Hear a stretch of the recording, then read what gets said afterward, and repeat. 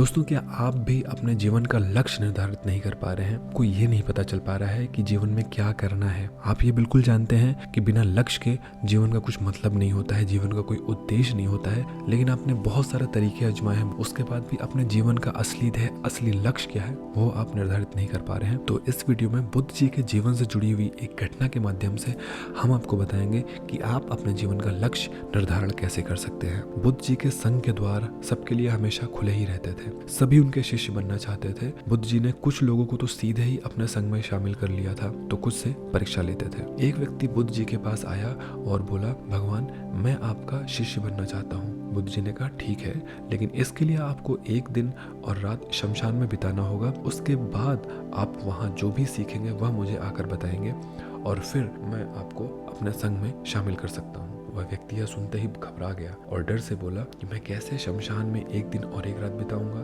वहां तो रहना बहुत खतरनाक होगा। बुद्ध जी ने कहा, खतरा कैसा? व्यक्ति ने कहा, भगवान, वहां तो भूत प्रेत होते हैं, मुझे पकड़ लेंगे। बुद्ध ने कहा, क्या तुमने कभी भूतों को देखा है? व्यक्ति कहता है, नहीं भगवान, मैंने भूतों को तो कभी नहीं देखा है, लेकिन मैंने सुना है और मैंने ये भी देखा है कि कुछ लोगों पर भूत आ जाते हैं और वह लोग भूत आने के बाद अजीब सी हरकतें करने लगते हैं। तब बुद्ध ने कहा, तो तुम्हारे पास ये सुनहरा मौका है ये जानने का कि भूत प्रेत होते हैं भी या नहीं, और अगर दिखते हैं तो कैसे दिखते हैं। तो वहाँ एक रात गुजारो और फिर अपना अनुभव मुझसे बताना कि भूत प्रेत होते हैं या नहीं होते हैं, और अगर वह तुम्हें मिल जाए तो तुम उनका विश्लेषण करना कि वह दिखने में कैसे होते हैं, और अगर नहीं मिले तो तुम यह भी जान पाओगे कि वह होते ही नहीं है। तुम बस घबराना मत और तुम्हारे साथ वहाँ जो भी होगा वह आकर मुझे शब्दशः बताना। अब वह व्यक्ति डरते हुए कहता है कि ठीक है गुरुदेव, अगर आपकी यही इच्छा है तो मैं जा रहा हूँ और मैं इस परीक्षा में सफल होकर आऊंगा। बुद्ध ने कहा, ठीक है, अभी तुम आश्रम में आराम करो और कल सुबह ही शमशान के लिए निकल जाना। बुद्ध ने अपने 4 शिष्यों को कहा कि कल सुबह यह व्यक्ति शमशान जाएगा, तुम सब उसके पीछे पीछे जाना,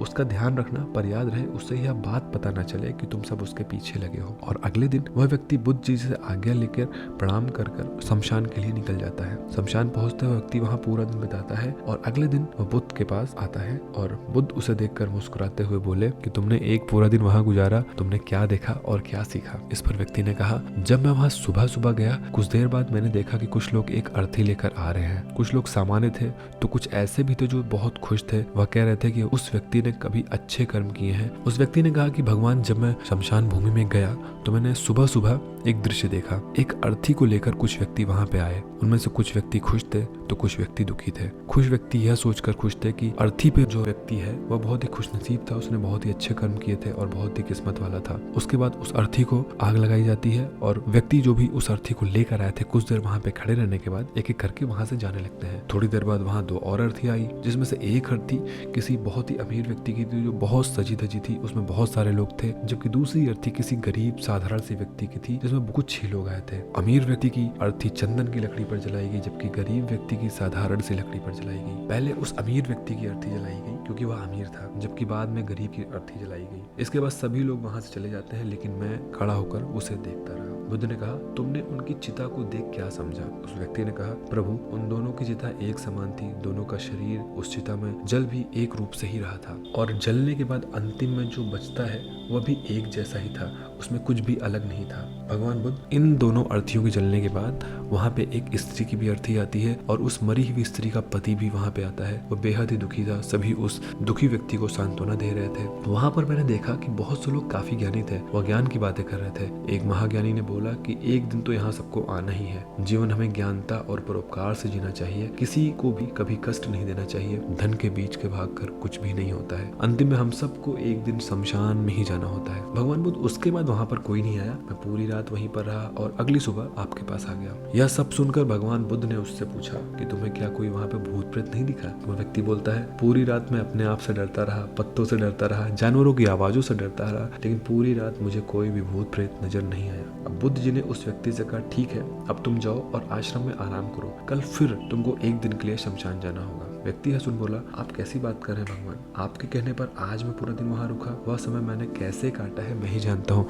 अब मैं दोबारा वहाँ नहीं जाना चाहता हूँ। भगवान बुद्ध ने कहा, देखो, जो खास चीज तुम्हें वहाँ जाकर मिलनी है वो तुम्हें अभी तक मिली नहीं है, तुम्हें एक दिन वहाँ और रुकना होगा और अवश्य ही वह चीज तुम्हें मिल जाएगी। व्यक्ति ने कहा, ठीक है भगवान, आपके कहने पर मैं वहाँ एक बार फिर से चला जाता हूँ। यह कहकर वह व्यक्ति आश्रम में जाकर विश्राम करने लगा। अगले दिन वह व्यक्ति फिर से सुबह उठता है और भगवान बुद्ध का आशीर्वाद लेकर वह शमशान के लिए चला जाता है और पूरा दिन बिता लगाकर वह अगले दिन फिर से भगवान बुद्ध के पास वापस आता है। इस बार भगवान बुद्ध ने पूछा, तुम्हें वह चीज मिली? व्यक्ति ने कहा, हाँ मुझे वह मिल गया। बुद्ध ने पूछा, तो बताओ फिर तुम्हें वहाँ क्या क्या मिला? व्यक्ति ने कहा, भगवान मैंने देखा कि कुछ लोग शाम को मुझे अर्थी पर लेकर आ रहे हैं, मेरे पीछे कुछ 15 से 20 लोग चल रहे हैं और मुझे 4 कंधों पर रख रखा है। मेरे पिता आगे आगे चल रहे हैं, कुछ लोग मेरे ऊपर फूल फेंक रहे हैं और मेरे कुछ रिश्तेदार मेरे पीछे चल रहे हैं। वह लोग बेहद दुखी थे। मेरे पिता और भाई भी बेहद दुखी थे। कुछ उन्हीं में से दुखी होने का नाटक भी कर रहे थे, तो कुछ लोग मेरे पिता को सांत्वना दे रहे थे। वहीं दूर खड़ा मेरा भाई बेहद दुखी लग रहा था। कुछ लोग उसे सांत्वना देकर बोल रहे थे कि तुम ही अब इनके इकलौते वारिस हो, और कुछ लोग कह रहे थे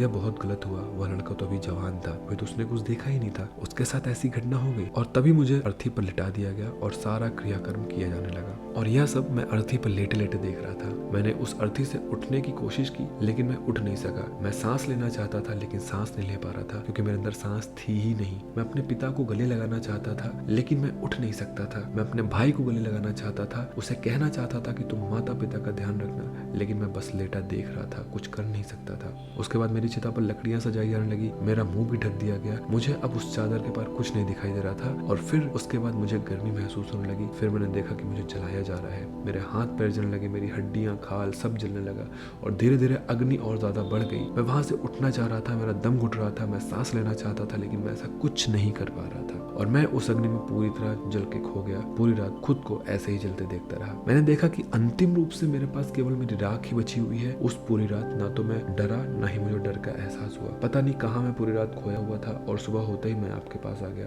बुद्ध मुस्कुराए और बोले कि अब तुम संघ में शामिल हो सकते हो, और वास्तव में ध्यान और ज्ञान होने के लिए ध्यान का बीज अंदर होना जरूरी है। वह बीज तुम्हें वहाँ कल रात मिला, जब तुमने जाना कि वहाँ सब कुछ नश्वर है। इस दुनिया में सभी व्यक्ति शमशान में जाने के बाद ये तो देख लेते हैं कि सभी को वहाँ जाना है, लेकिन जैसे ही वहाँ से बाहर निकलते हैं वह सब कुछ भूल जाते हैं। फिर अपनी जिंदगी वैसे ही पुरानी तरीके से जीने लगते हैं और वैसे ही कर्म करते हैं, वैसे ही अधर्म करते हैं, लालच क्रूरता भी वैसे ही करते हैं। और जैसे शमशान में जाते हैं सब धार्मिक हो जाते हैं। पहली बार जब तुम शमशान में गए थे तो तुम भी उन्हीं ज्ञानी व्यक्तियों की तरह ही थे, जैसे कि वहाँ सभी महाज्ञानी व्यक्ति जाते हैं। और जैसे ही तुम दोबारा वहाँ गए और वापस आए तो तुम्हारे अंदर भी ज्ञान का बीज उत्पन्न हो गया। हम तब तक जीवन को नहीं समझ सकते हैं जब तक हम मृत्यु को नहीं जानते। जो व्यक्ति बीमार है वही स्वस्थ के महत्व को समझ सकता है। जो ज्ञान का बीज तुमने कल रात पाया है, अब तुम्हें उसे अपना लक्ष्य बनाना है, और एक ऐसा विशाल लक्ष्य तुम्हारे अंदर उत्पन्न होगा जो सभी को ज्ञान की छांव से परिपूर्ण करेगा। तो दोस्तों, आप भी अपने जीवन में ऐसा लक्ष्य स्थापित करें, ऐसे सोच के लक्ष्य स्थापित करें कि ये जीवन एक दिन खत्म होने वाला है।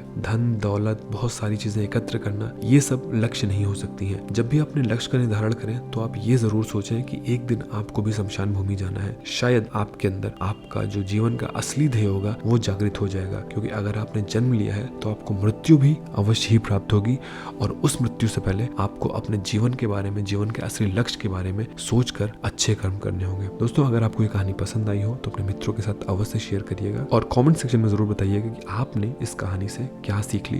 क्या आप अपने जीवन का लक्ष्य निर्धारण कर पाए? ओम नमो बुद्धाय।